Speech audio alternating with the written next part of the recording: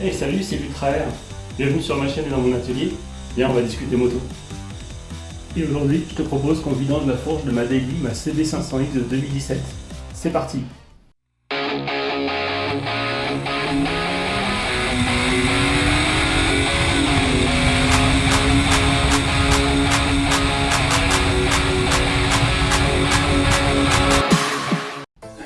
Pour réaliser cette opération de maintenance, vous allez avoir besoin d'une clé de 24, soit à douille avec un cliquet, soit une clé plate, une clé de 17 BTR, une clé mâle de 17, soit un adaptateur avec les éléments qui vont bien, soit une clé directement, un tournevis plat, clé 8 à pipe, clé de 12 à pipe, clé de 12 plates, clé de 14 plates pour les têtes de fourche, BTR de 5, une brosse à dents, un peu de laine d'acier 000, une paille, très important la paille, un marqueur, du savon, du dégrippant, du nettoyant frein, de la graisse et un petit fil de sécurité pour maintenir l'étrier de frein. Voilà, vous avez tout. Ok, la première chose à faire, c'est de démonter l'étrier de frein. On va commencer par dégager la bride avec une clé de 8 ici, puis dégager les deux vis de l'étrier de frein et le suspendre pour éviter qu'il soit en tension. Allez, c'est parti.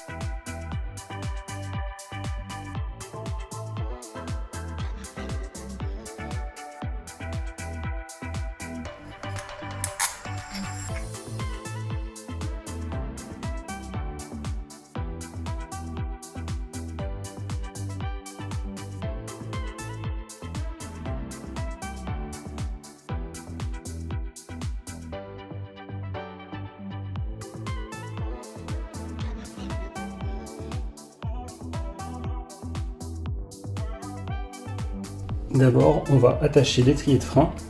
On va remettre les vis comme d'habitude là où elles sont prévues pour ne pas les perdre.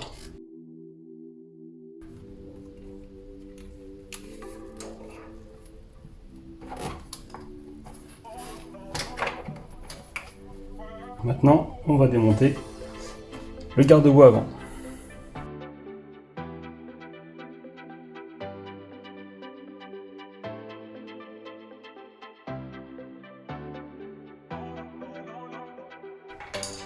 Alors attention, sur le garde-boue, vous avez des vis de longueur différentes. La grande va en haut, la petite va en bas.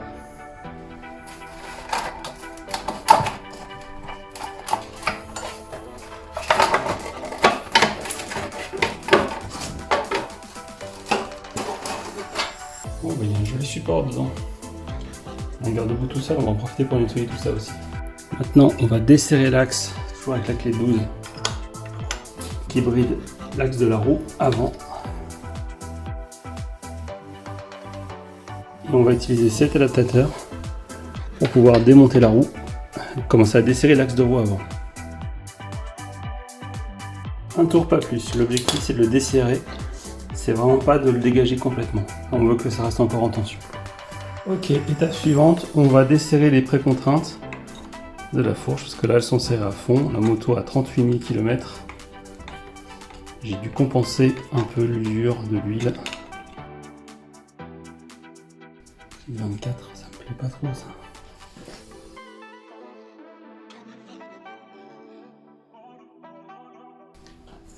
On va prendre une clé de 24 et on va desserrer. Bien dessus, voilà. On va desserrer le bouchon de fourche. Tant qu'elle est prise dans le T, c'est beaucoup plus simple de le faire maintenant. Une fois qu'elle sera sortie, on n'aura pas de prise. Voilà, et juste un tour, ça suffit. On fait de l'autre côté aussi. Toujours dans la préparation, on va desserrer les vis du T inférieur maintenant. Avec une clé de 14, si j'arrive à la passer, ça c'est pas gagné.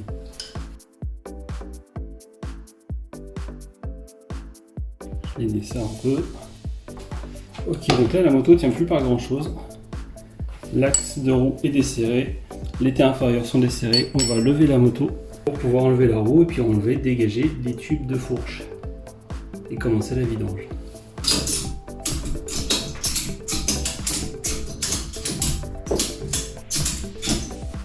Bon, avec le cric hydraulique sous le sabot, ça a l'air de marcher. C'est pas l'idéal du tout, je le recommande pas du tout. Les pattes n'ont pas l'air de trop se tordre sur le sabot, au moins c'est pas en appui sur le moteur. Ok, attention aux trottoises.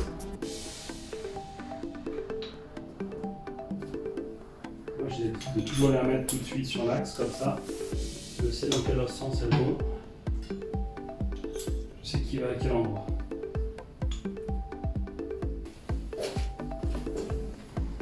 On a desserré les petites vis qui vont bien. Il ne reste plus que la petite vis là-haut.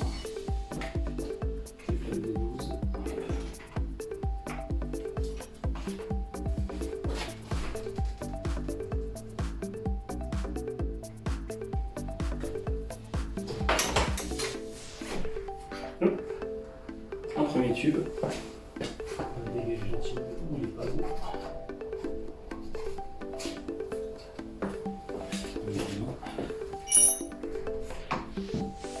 Un premier tube.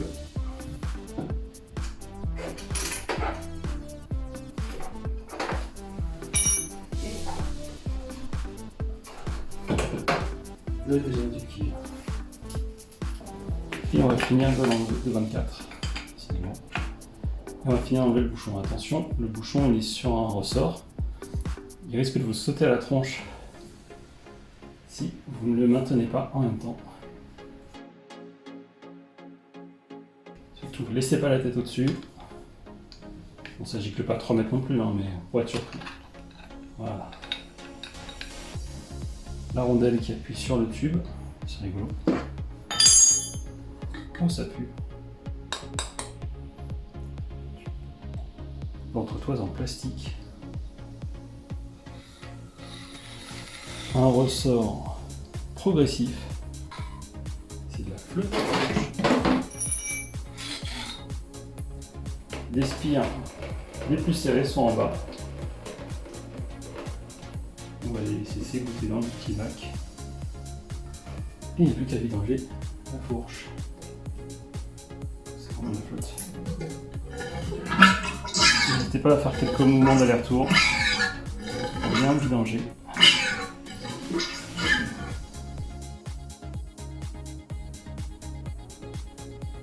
Vous la laissez couler.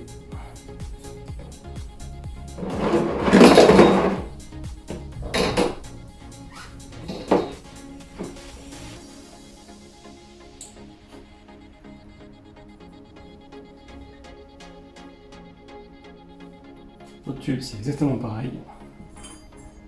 On va les vidanger en même temps.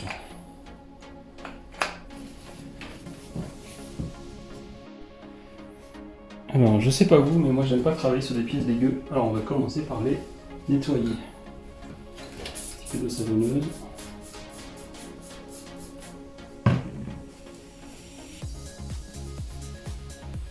Les joints spi sont en bon état, il n'y a pas de fuite. Ils sont propres. C'est mieux, mais c'est pas encore ça. Il y a plein de petites traces. On va utiliser de la paille de fer, de la laine de verre, je sais pas trop comment on appelle ça, pour pouvoir enlever ces petites marques qui sont très très moches. On va utiliser cette laine d'acier triple 0 pour faire partir toutes les petites traces.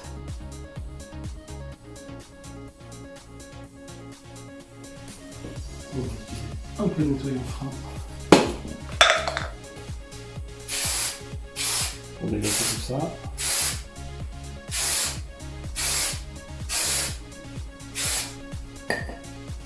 On revidange encore.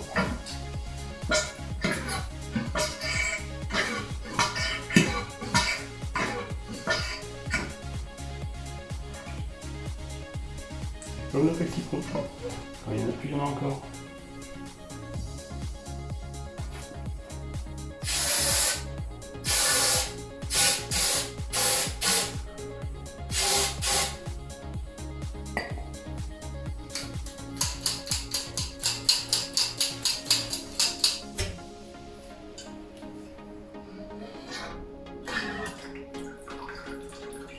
Maintenant, on va mettre la nouvelle huile. Moi, je conseille de mettre de la 15W plutôt que la 10W d'origine pour avoir un amortissement un petit peu plus ferme si vous le souhaitez. Ça va être facile à faire, ça je sais.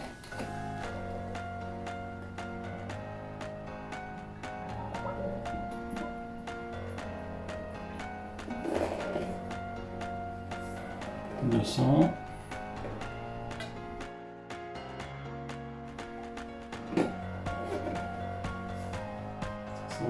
Ok, c'est super. On va avec une petite bulle.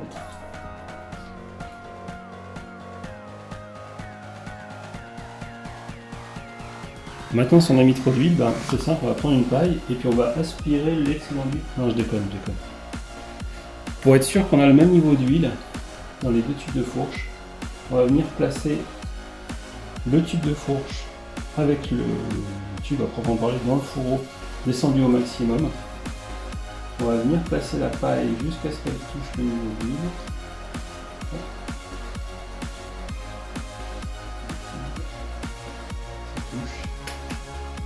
Une petite marque. Ça me fera mon repère pour l'autre tube. Donc il n'y a plus qu'à remettre tous les éléments.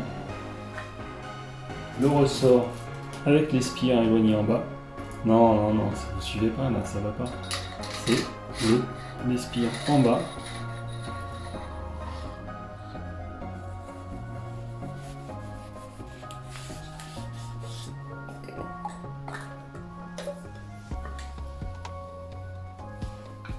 Et on reprend le bouchon, on va venir refermer notre tube.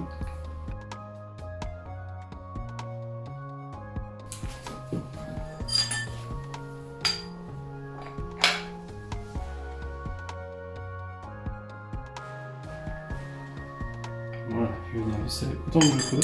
Je referai un serrage, une fois que ce sera mis en place sur la moto. On va en remettre la précontrainte à sa hauteur d'origine. On va laisser 3 traits.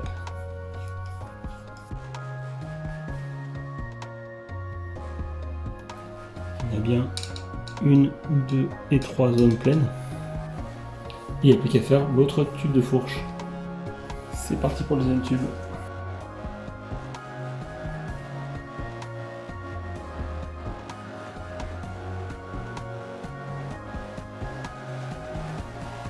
On met la petite pige.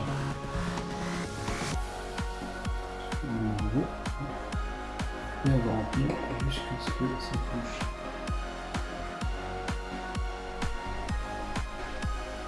C'est bon, on y est.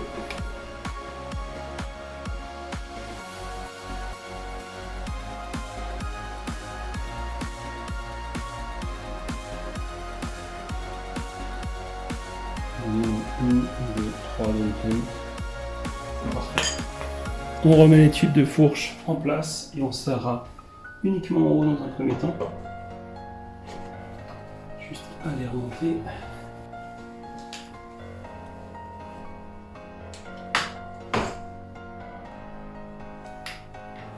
Là, on va essayer de faire correspondre exactement le bord. On ne va pas avoir d'épaisseur, il faut que ce soit tout lisse.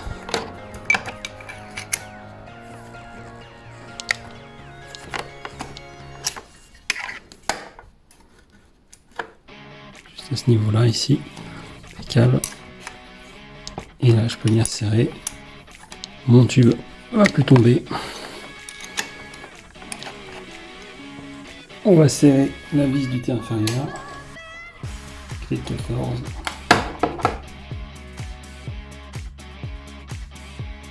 N'hésitez pas à bien serrer. Si vous ne serrez pas assez, au premier freinage, ça va mal se passer.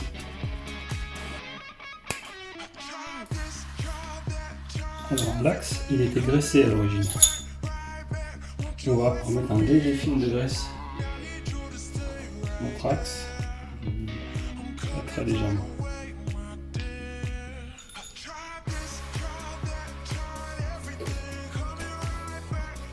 On a notre joint tout sale.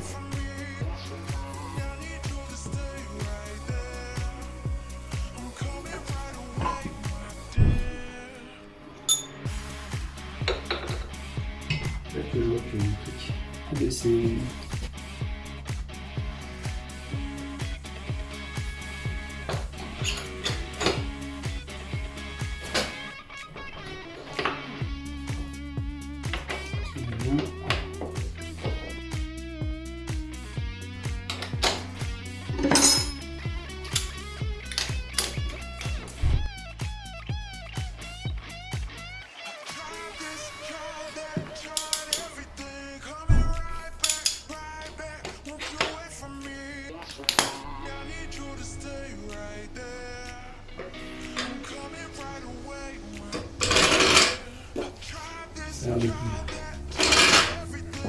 Tout serré.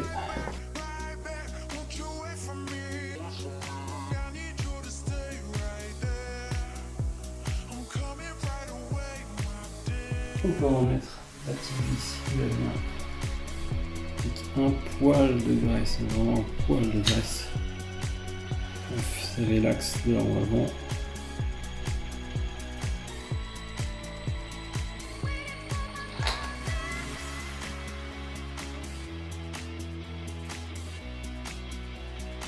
Voilà, c'est serré. Là, c'est une étape très importante, le serrage de nos bouchons de fourche. Super. Le garde-boue avant, le garde-boue nettoyé, l'entreteuse qui va à l'intérieur nettoyé, qui fait aussi rigidificateur de fourche. On va en profiter. On va mettre un petit peu de graisse pour faciliter les prochains démontages sur les filetages. Super garde-boue avant.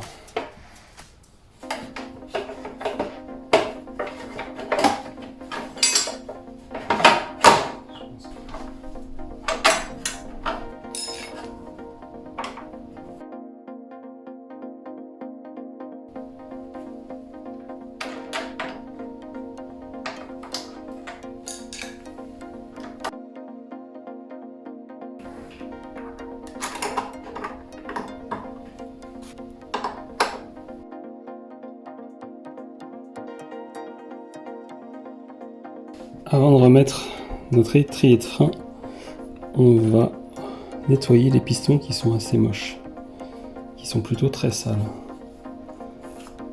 On va écarter au maximum. Du nettoyant frein, on peut y aller allègrement. Je pourrais nettoyer mon garde-boue, c'est pas grave. Et ensuite avec une brosse à dents,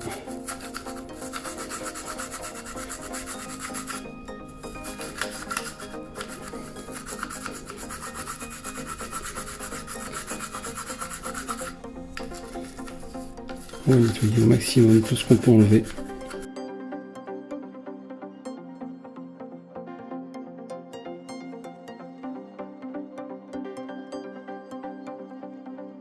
Et maintenant on va replacer. Attends bien les plaquettes.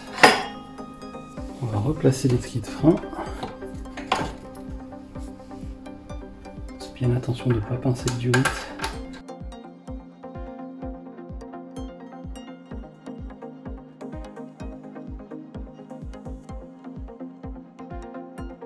Fil de sécurité.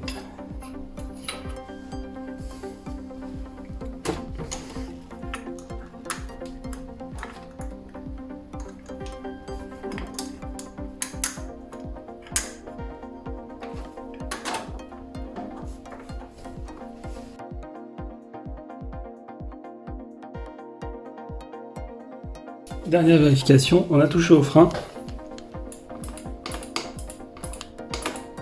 Je remets le frein en pression, on n'a pas ouvert le circuit, donc tout va bien.